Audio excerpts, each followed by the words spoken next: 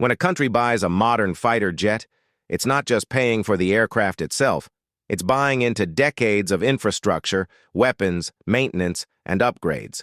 So today, we're breaking down the real cost of owning 110 fighter jets over 25 years, and trust me, these numbers will blow your mind. All right, let's talk numbers.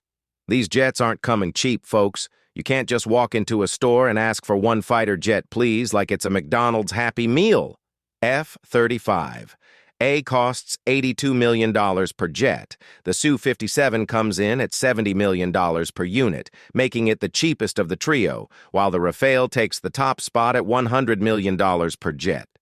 If a country orders 110 jets, the total procurement cost would be $9 billion for the F-35A, $7.7 billion for the Su-57, and $11 billion for the Rafale. Just looking at upfront costs, the Su-57 appears to be the most budget-friendly, but we all know that's only the beginning of the financial roller coaster. You think buying a jet is expensive? Try maintaining it. You can't just park these jets in a garage. You need air bases, simulators, maintenance facilities, spare parts, and pilot training.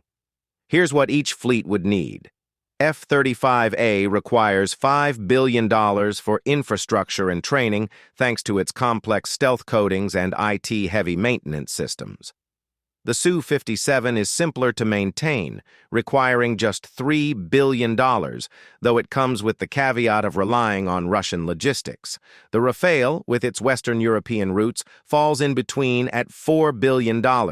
So far, the F-35A is proving to be the most demanding in terms of logistics and maintenance. Now, what's a fighter jet without weapons?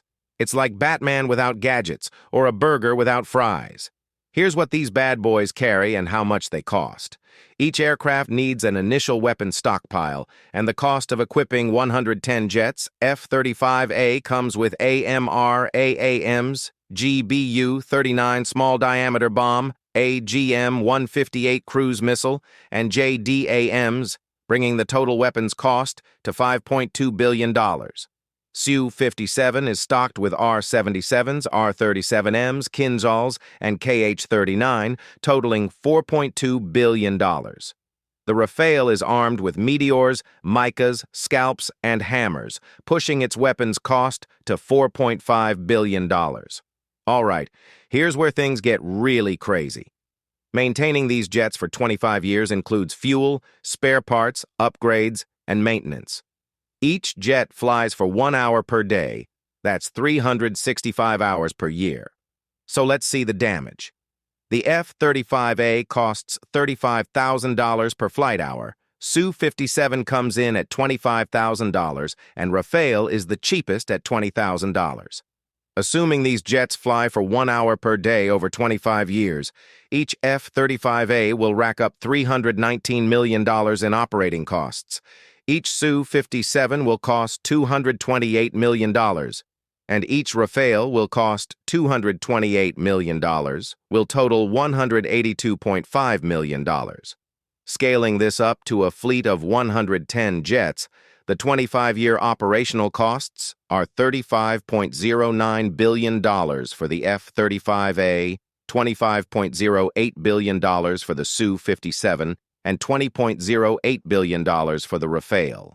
The F-35A is once again the most expensive to sustain. Now let's talk customization. Different countries tweak these jets to fit their specific needs and budgets. It's like ordering a burger but with extra toppings that cost a fortune. Upgrading avionics, fine-tuning weapon systems, or integrating local tech don't come cheap. Customization can add another $2 billion to an F-35A, around $1 billion to a Su-57, and about $1.5 billion to a Rafale.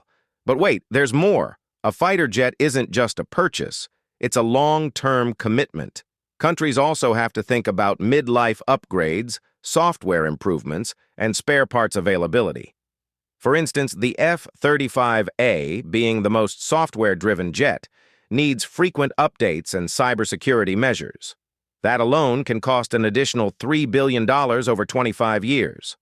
The Su-57, while relatively lower tech in this regard, might need upgrades to avionics and stealth coatings, adding another $2 billion. The Rafale, sitting in between in terms of complexity, would require around $2.5 billion for periodic enhancements.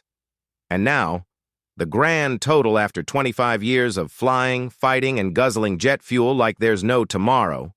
F-35A costs $56 billion, and Su-57, and Rafale lands at $41 billion.